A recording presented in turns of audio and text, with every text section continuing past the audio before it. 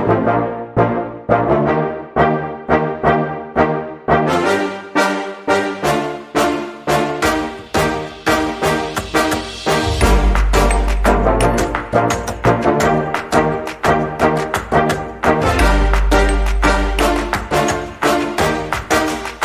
mga ka-groomers, again, I have here ninyo Oliver. Siya talaga yung nag-introduce kay Sir Linton na mag-alaga ng isda. Bali siya yung groomer kasi hindi kayo nag-breeding kasi, sir, di ba? So, sir, according to Sir Linton, kailan kayo nag-start yung in-introduce mo talaga sa kanya yung goldfish? 2020, 8 months pa lang yun yung time na ikaw pa yung sa kanya introduce. Nagsimula ko ng goldfish 2018. Ay, ikaw na yung matagal. Yung matagal. Breeder. Nagbe-breed din ako noon, pero ngayon nag-groom na lang. Dito na talaga, full time na talaga dito. Di sa amin sa bahay. Meron ka rin isda, sir. Pero tank lang nag-groom na ako ng 3 tank. Hindi na talaga, hindi ito. Pero dito ko nag-focus. So bali, dito ka araw-araw? Di naman kung tinatawagan ni Jake na mag-video or ano. Pero, for online, di ba? Sinabi kasi online ni Sir Linton, mga groomers, na si Sir Oliver yung personal talaga na nagkukuha ng video for online. At saka yung sir, pag nag-pick ako ng isda na kung ano ang pwede na isali. So ikaw na lang yung ako rin din yung siya yung prepare at saka kung may mga sakit ng isda, siya yung kung may isda na siya na yung So iba yung tao yung kanina yung nagpapakain at si Sir Oliver yung personal talaga na nag-aalaga or nagmo-monitor lahat ng isda dito. From time to time, medyo malayo yung bahay nila dito. So from time to time, pupunta siya dito, titingin sa mga malayo pala kayo dito, sir? Malapit sa floating restaurant. Sa Lubok. Lubok? Malapit. Luway sa amin doon. Town before Lubok. Pag hindi natin nadaanan, Panaghoy sa Suba yun ni Cesar Montano movie. Yan yung naalala ko. Pero sir, itong mga isda na anong ginagawa mo for preparation, sir? Any tips na anong ginagawa mo bago mo isalang sa online shop? Pwede kunin sa ilagay ng tank. Yung viewing? Viewing tank. Tingnan yung may kulang pa ba o prepare talaga. Tapos i-quarantine for video. Ilang days ka nagka-quarantine, sir? 2 to 3 days or 2 to 3 days na hindi na napakain. Nagpapadala rin ang show.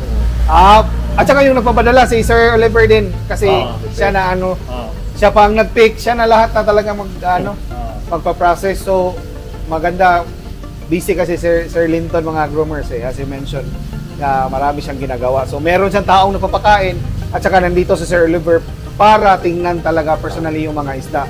So dito, sir, since you mentioned na yung Bohol is hindi na predict yung weather. So anong struggle niyo dito, sir? Yung umuulan palagi or init na parang ulan kaagad yung ganyan. Biglaan. Biglaan na. So yun yung struggle niyo dito sa pag-alaga. Dito wala tong bubong. Bubong. Palaging namamatayan dito ng isda. Ito yung suki ng dito. Ito yung ginagamit namin dito. Parang okay. May sakit kasi ang ulan. So bali bago lang to, sir. Bago lang, mga 1 month, 2 months. Timing pagpunta natin dito. So simple lang mga ka-groomers. Hindi simple. Mahal kasi itong di ba, sir, mahal to? Mas mahal lang kaysa sin.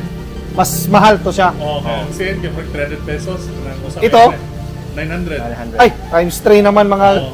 hindi pala simple mga groomers. Ang kahoy mga groomers, mahal din tong kahoy.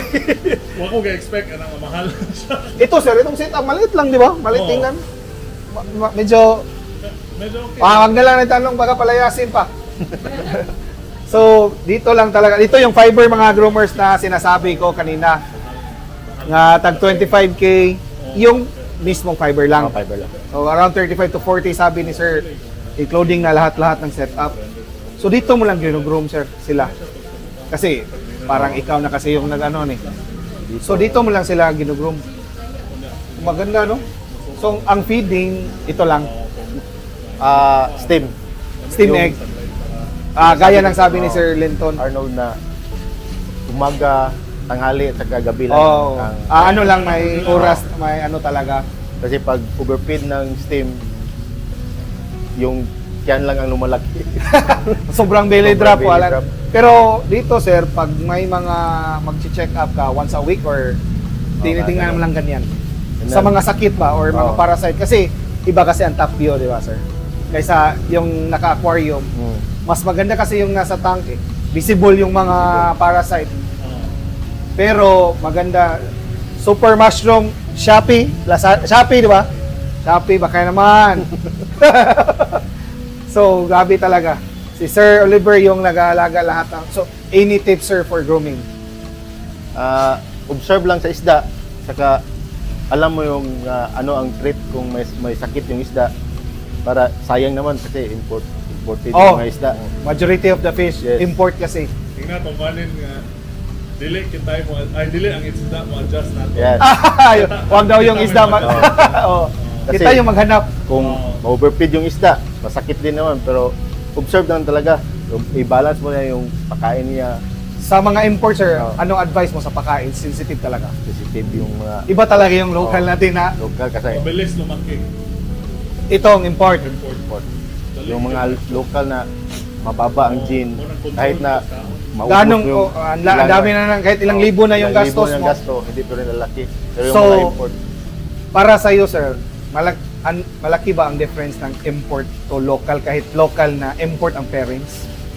Para sa iyo, para sa akin ini yung, opinion mo yung import talaga yung maganda. maganda Kasi- talaga. Kasi pure yung bloodline niya. Yung iba may cross na, or yung gene niya lasaw-lasaw na yung ganun. So sa grooming talaga sir, sa result, import talaga yung Import yung nangingibabaw. So yun talaga yung ano mo, observation mo dito kasi oras import at saka may local sila so maano to talaga makikita mo talaga yung difference, di ba sir? So again, sir, maraming salamat Sir Oliver. Anything may gusto kang i-add for tips for grooming? Techniques kasi wag yung steam egg, hindi sinasabi. yung pag-groom ng isda, patience talaga. Mas yung pataas ng pasensya kasi yung isda, kumakain lang yan. Hindi yan alam. Kahit pero, anong anong ilagay mo, kakainin lang yan. Pero ikaw yung mag-adjust, no, kung tingin mo na sobra na, i-list mo na lang. Pero ang talagang kuan, yung water quality. Water quality talaga. Ito araw-araw to nag-water change sir. Na 30% lang. Pero mas malaki yung kuan kasi dito. Yung May ano kasi filter na kasi to eh, filter. So ito araw-araw mo talaga to ni minomonitor. Arnold. Kung mag-power feed. Power feed Pag ako. power Power feed ako. Ganito mga 40. Power feed. Power feed talaga. Kada adlaw may water change. Water change. Araw-araw na. Medyo malaking gastos na naman ng tubig. Mahal daw tubig ng bowl. Mahal. 20 din mahal. Mahal din ang rate ng ano dito. Kuryente sir. 11 yung Per kilowatt hour. Pero yung tubig, mahal talaga compare sa buo. mahal. Mas mahal ang bowl. Mas mahal din sa Tagbilaran kaysa Luay. Sa amin, iba-iba yung Iba-iba yung rate ng source. ano, price pala ng tubig dito, mga groomers. Private yung mga source dito, di ba? Private. Private gamit mo, sir. Hindi yung sa water district na So, monthly na water na yung mga 300 pesos. ang bill? Ang liit. Sa amin, 200. Mahal pa yan. 200. Yung 300, 400 ang bill. Pero for sure, nag-chlorine kayo dito. No? Water district dito. Ang city. Dito mag-a-announce sila eh. Once a Mag-announce month lang, lang once a sila. month. Okay. By schedule. May schedule. Safe ka. So, alam Pero namin. Pero sa Luay, talagang the best ang water. Kasi Luway, sir. Luay, lubok yan, galing ang tubig na source. Galing sa ano? Sa bundok. Natural. So, Natural. super safe talaga. Pati dito, ako mag-water change ako. Diretso naman, tap water ko. Tap water lang? Wala nang extra tank pa? Wala. Yan. Kami dito sa Bohol, wala nang yung Magsa-stock ng tubig. Wala, hindi yan. Sa Cebu, iba no? Grabe yung Cebu. Bumubula pa yung tubig. So, Meron din town sa Loon. May taon dito Grabe na ang- halos everyday. everyday ang Chlorine. Kaya pala, so medyo iba-iba kung taga saan ka part sa Bohol mga groomers. Kasi municipality yung nagko-control kung mag-chlorine sila or hindi. Wala, din lang sinasabi. O sa Loon, parang halos araw-araw. Araw-araw. So kailangan mo lang mag-stock at saka mag-anti-chlorine na ano. So yun yung tips ni Sir Oliver mga groomers. Hope makakatulong. Anything to shout out, sir? Shout out din sa member sa GL Bohol o mga groomer sa Bohol. Padayon lang ta sige. Laban Bohol! Again, this is Fritz Sinisa. Thank you for watching. See you on the next vlog.